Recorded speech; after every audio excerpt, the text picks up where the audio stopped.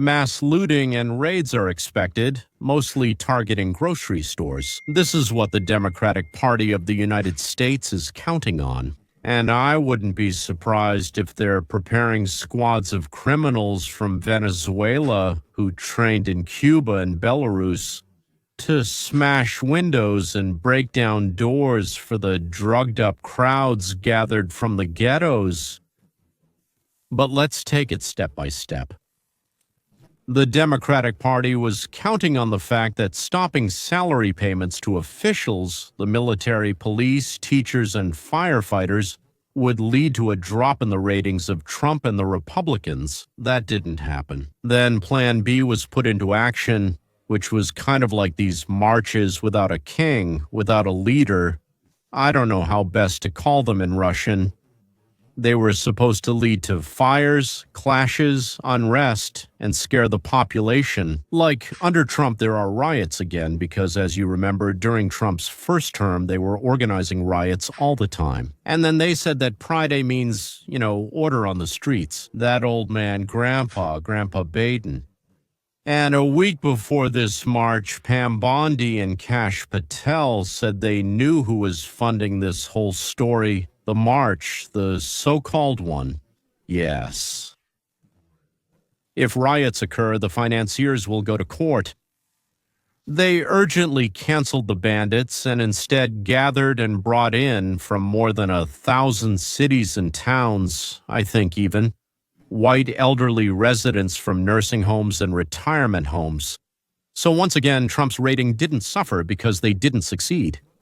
In other words, their plan to do what they wanted fell through. So, well then, does that mean Plan C, C3? But before we started talking about the third attempt to smear Trump, look at cable news network, which is, well, I would say not very friendly towards Trump. Television networks, television studios, television programs. Is there something that will give us a key to understanding what's next? Check this out. The net popularity change compared to before the shutdown. The Republican Party's brand rose by 2 points overall. That's within the margin of error, but it didn't decline. Come over here. Republicans in Congress saw their net approval ratings rise by 5 points since before the shutdown. The Republican brand in Congress has somewhat improved. That is, in general, people started to view Trump's party more favorably than before the government shutdown, which is what the funding freeze is called. And as for the Republicans in Congress, their approval rating just soared over these 3 weeks. It went up. Compared to where we were before the shutdown, even though the Republicans are in control. This is the card John Thune and Mike Johnson are considering. Why give in electorally if our image has improved? Now we're saying their position is improving. With whom? Yeah, okay, with whom? So I think these are the two groups that are so important to watch. Okay. Net approval rating change for Republican Congress since before the shutdown.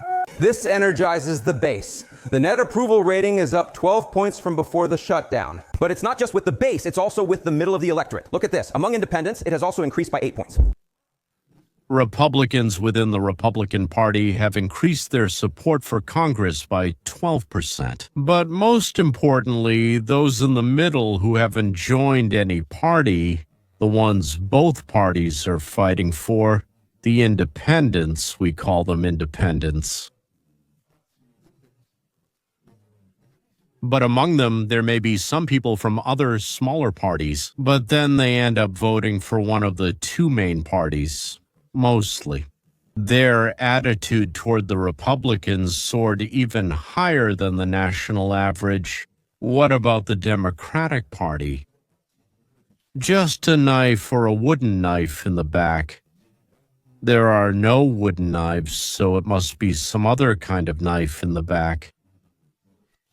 So we have a situation here where the Republicans are actually mobilizing their base with the government shutdown. But it also doesn't hurt them among people in the center. If anything, it helps them with people in the center. And that's the kind of math that if you're a Republican, you like to see, right? Because something might mobilize the base but push away those in the center. Something could energize the center but alienate the base.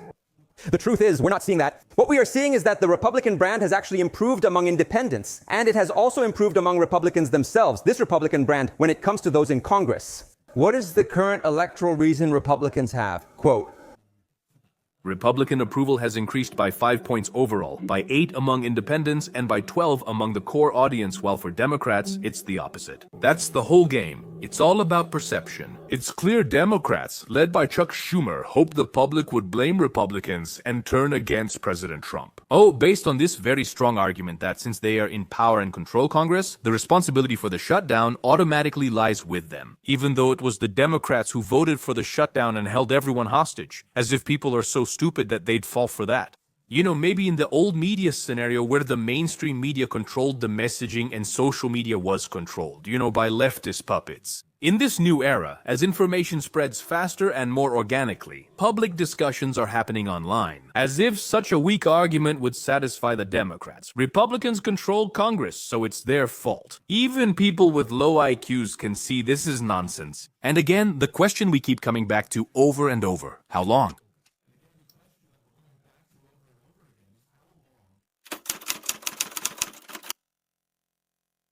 Naturally, the Democrats have a so-called third attempt, or option 3, ready.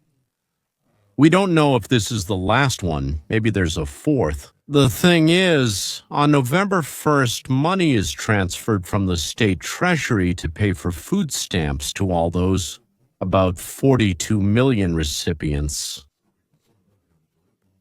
There is no more money left in that treasury.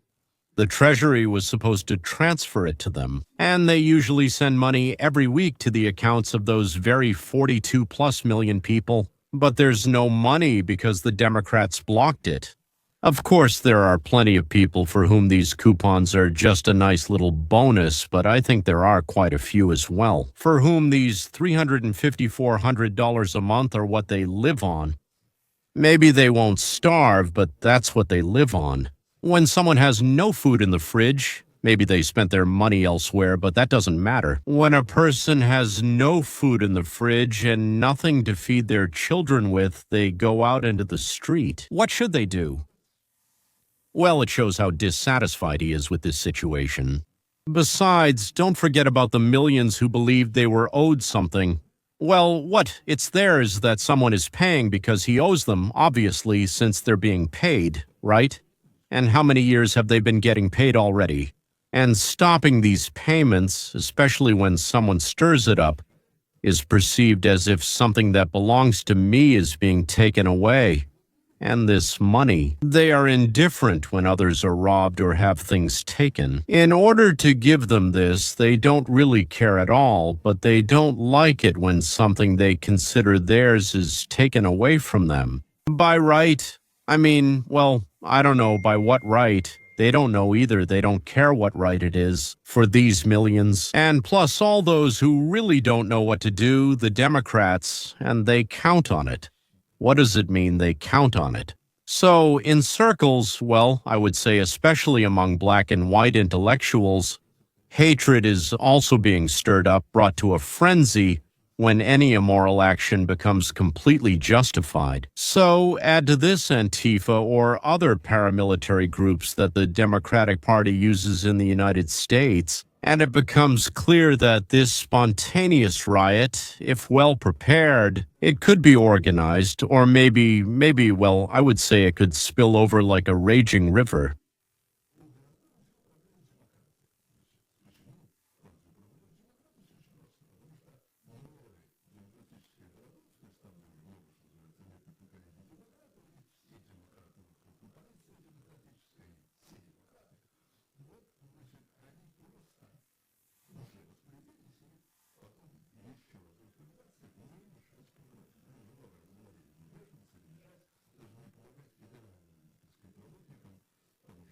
Or the National Guardsmen could just refuse to help and leave. The police didn't really like it, but so to speak, there were all kinds of stories about this. So, not interfering with the riots. In republics and cities, they will interfere, so riots won't happen. That is another attempt. I'd say, so to speak, cleaner than Russia's secret police around 1914–1916. Well, nevertheless, we do have them, yes, we do. In particular, in the cities, they call them shelter cities. I would say shithole cities. Well, I might not get praised for using that word.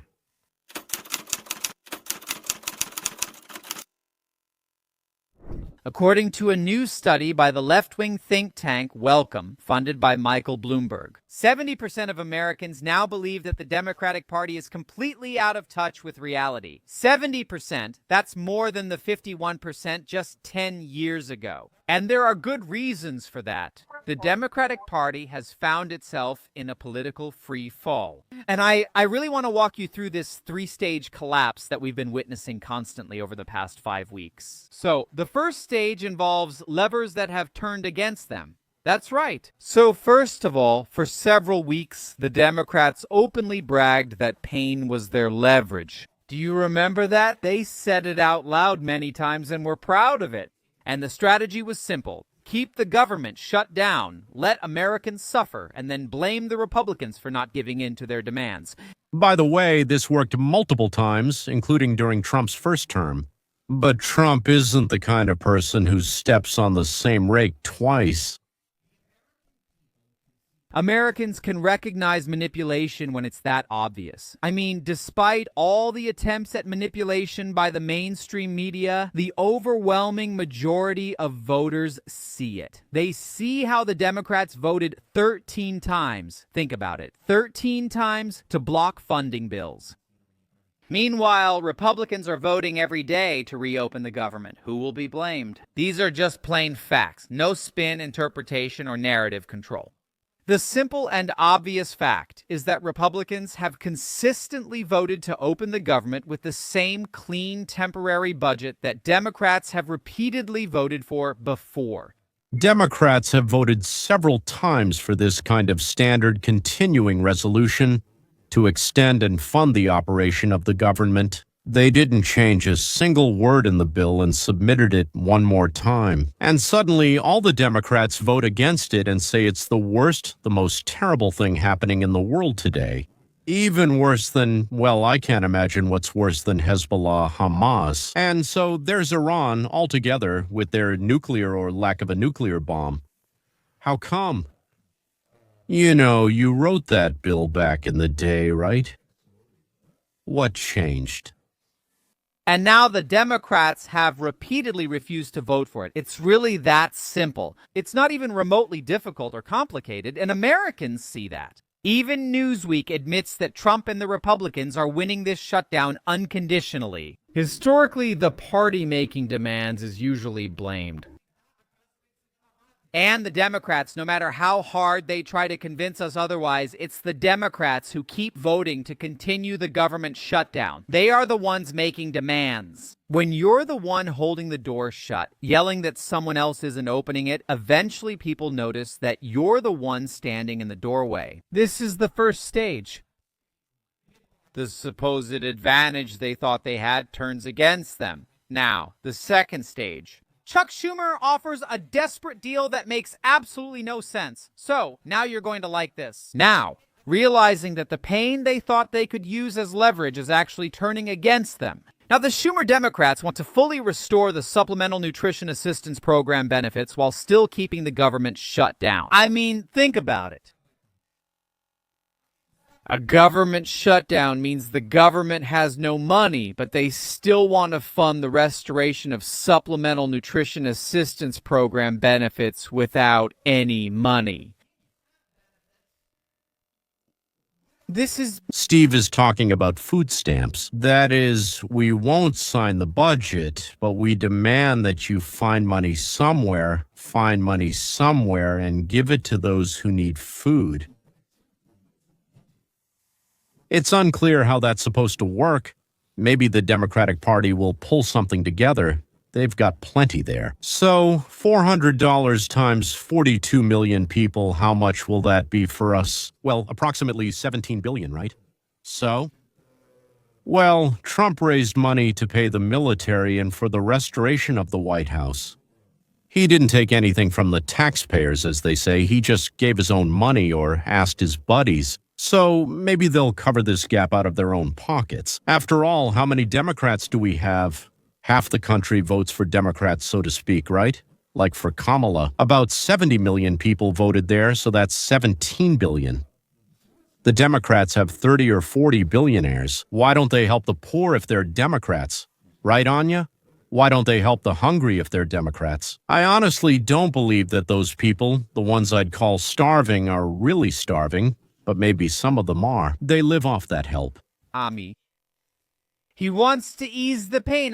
He wants to ease the pain. Schumer wants to ease the pain he created without addressing the ways that pain is being caused. Now it's damage control. So transparent, you could use it as window glass. What happened to pain being our advantage? Chuck, what happened to that? Yes, we understand that you're suffering, but that's our leverage. But moreover, now the Democrats basically want an impossible cafeteria-style shutdown. They want a shutdown where they can pick and selectively fund programs of their choosing. In other words, Schumer wants to restore food benefits while keeping the very shutdown that originally stopped those benefits. This is the very definition of political desperation, which the overwhelming majority of voters will not accept again. You wouldn't need this special provision if you hadn't shut down the government in the first place. We have closed the government's access to the chest where the money is kept. But now let's show our voters that we care about them and are concerned for them. They don't care that teachers and firefighters won't get paid, or that builders of social facilities and other necessary buildings won't get their money. We will fight, pretend that we're fighting for you, dear 42 million recipients, gentlemen, whose benefits we ourselves have arranged for you. More and more Democrats realize that they've trapped themselves and are calling to put an end to this spectacle. I think that we actually, this doesn't solve the health insurance problem. The issue of premiums, I believe this is a fair proposal and open to the government. Let's just vote to extend these premiums for a year or more. I don't see what's so complicated about it. And by the way, Senator Thune proposed this, I suppose. He said we will have G. Well, he proposed a vote so that we could actually vote to extend these premiums. Ultimately, I think Democrats and Republicans, senators and representatives will want to vote. Why for this? Why not vote to extend the assistance with these tax credits to lower premiums for people? People, are struggling financially right now. They really need help, so why not help them? So that was Democratic Representative George Gottheimer from New Jersey, who, as you just heard, officially broke with the Democratic Party leadership on national television. This is all part of the Democrats' third stage of collapse. Their coalition is splitting and falling apart in real time. Now, we talked about the president of the American Federation of Government Employees Union yesterday or the day before, who, as you know, is staunchly Democratic. They publicly backed Biden and Kamala. Nevertheless, this president, the president of this union, openly called on the Democrats to do their job and open the government. The leader of the Federal Workers Union, Stoica, a Democratic organization, is publicly calling on the Democrats to stop voting against a clean continuing resolution and to open the government. And then came the American Bankers Association. They represent 95% of the banks in the United States. They issued a public statement with almost identical wording demanding that Congress, meaning the Democrats, pass a clean continuing resolution and open the government as of today. And again, the domino keeps falling. America's credit unions followed their example. Then the Independent Community Bankers of America followed. The coalition is cracking more and more, honestly, it seems, with every hour.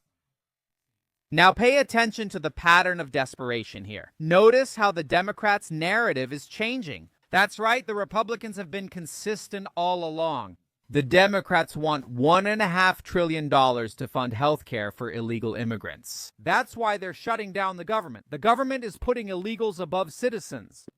This isn't a strategy. It's just throwing everything you've got at the wall to see which lies, which fabrications, which scams will stick.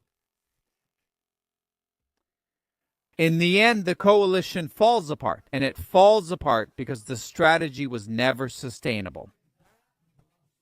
You can't claim to care about struggling families and at the same time deliberately prolong their hardship for political gain. You can't block 13 funding bills and then blame the other side for obstruction. You can't say that pain is our advantage one day and then try to play the role of a humanitarian savior the next. What? What does the Democratic Party have left? An explosion of public outrage, riots, arson.